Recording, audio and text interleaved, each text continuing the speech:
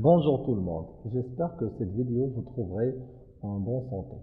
Alors aujourd'hui, on va voir la leçon des caractéristiques d'un corps pur lors d'un changement d'état. La question dans cette leçon, c'est comment varie la température d'un corps pur pendant le changement d'état et pendant le chauffage. Pour cela, on réalise l'expérience ci-dessous. On commence par chauffer de l'eau pure grâce à un chauffe-ballon égal. Par la suite, on va noter toutes ces informations sur un tableau et à la fin, on va tracer un graphique qui représente la variation de la température en fonction du temps. Et donc, le résultat du tableau est présenté devant vous. Maintenant, on passe au graphique. Le graphique sera de cette forme. Et là, on remarque que la courbe présente deux parties. Une partie où la température augmente d'une façon progressive et une deuxième partie où la température reste constante. Maintenant, on remarque qu'à partir de la 8e minute, la température reste constante. Et donc, pour la première partie où la température varie, l'état de l'eau était l'état liquide.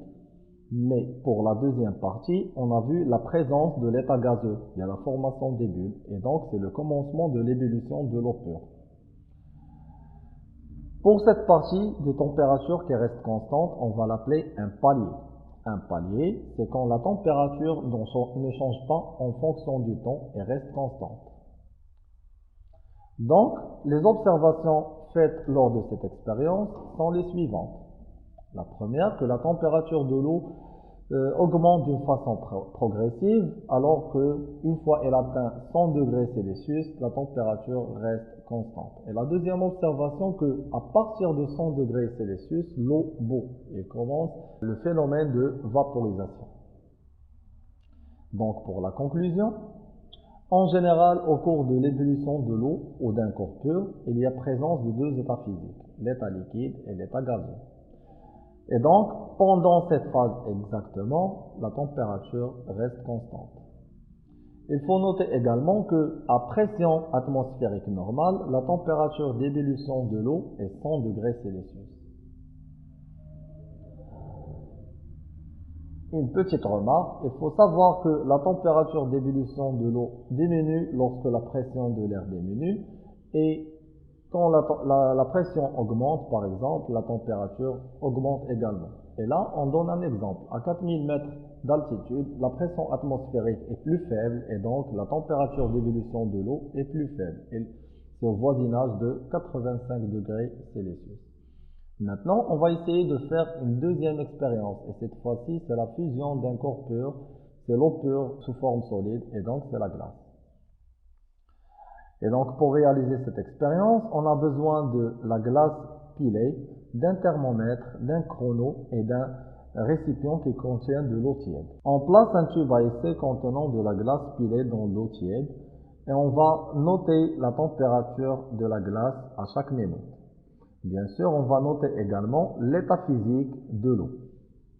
Tout ça, on va le noter sur un tableau et par la suite, on va tracer un graphique toujours de la température en fonction du temps. Le résultat du tableau est le suivant. Et donc, on remarque qu'entre 0 et 4 minutes, la température était négative et l'état physique de l'eau était solide. Et à partir de la 5e minute jusqu'à la 8e minute, la température reste constante et égale à 0 degrés Celsius. Par contre, l'état solide a changé. On trouve l'état solide plus l'état liquide. Et à partir de la 9e minute jusqu'à la 12e minute, c'était la fin de l'expérience, on trouve que l'état physique de l'eau est liquide. Et donc, la disparition totale de l'état solide. On trace maintenant la courbe de la variation de la température en fonction du temps. Et on trouve là qu'il y a trois parties. La première partie où la température était négative, c'est entre 0 et 5 minutes. À partir de la 5e minute jusqu'à la 8e minute, la température reste constante et donc c'est un palier. Après la 8e minute, on remarque que la température augmente et l'état de l'eau est liquide. Et donc, on peut répartir la courbe suivante en 3 parties, ou bien en 3 zones. La première zone où la température était négative, l'état de l'eau était solide. La deuxième zone où il y a un mélange entre l'état solide et l'état liquide, et la température égale à 0 degré Celsius. Et la troisième zone, là où l'eau était sous forme d'état liquide et la température est supérieure à 0. Et là également, on observe que pendant la 5e et la 8e minute, la température a resté constante et donc on va dire que c'est un palier. Maintenant, on va noter les observations. Initialement, la température de la glace est négative, moins 13 degrés Celsius. Puis, elle augmente progressivement pour atteindre 0 degré Celsius. C'était la première zone. La deuxième zone, on observe que la température reste constante pendant toute la période de la fusion, la transformation de la glace en eau liquide. Et là où la température commence à augmenter, c'est ce qu'on a appelé la troisième zone. Et donc, on peut tirer des conclusions. Pendant la fusion de la glace, il y a présence de 2 états physiques, solide et liquide. La température reste constante, égale à 0 degré Celsius. C'est la température de la fusion de la glace à pression atmosphérique normale. En général, la fusion et la solidification d'un corps pur se font à la même température qui reste constante au cours du changement d'être.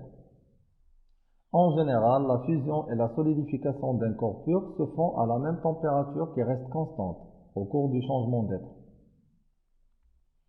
Maintenant, on va refaire la première expérience, mais cette fois-ci, on va utiliser de l'eau salée. C'est un mélange. On chauffe l'eau salée avec un chauffe-ballon et à l'aide d'un thermomètre, on notera sa température à chaque minute dans un tableau. Et à la fin, on va tracer un graphique de l'évolution de la température en fonction du temps. Le résultat du tableau est le suivant. On remarque que la température augmente tout le temps et donc il n'y a pas un palier, il n'y a pas un moment où la température a resté constante.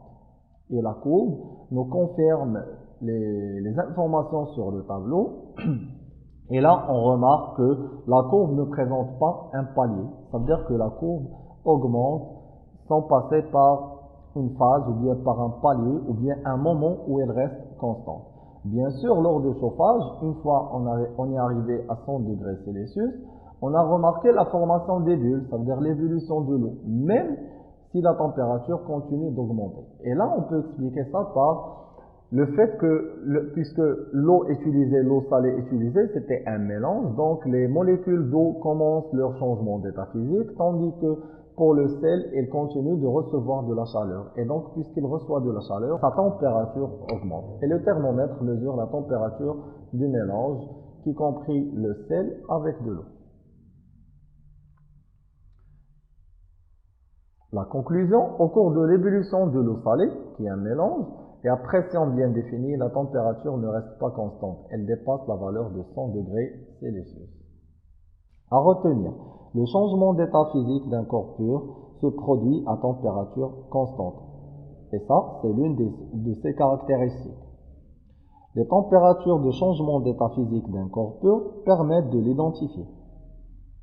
Au cours du changement d'état d'un mélange, la température varie, il ne reste pas constante.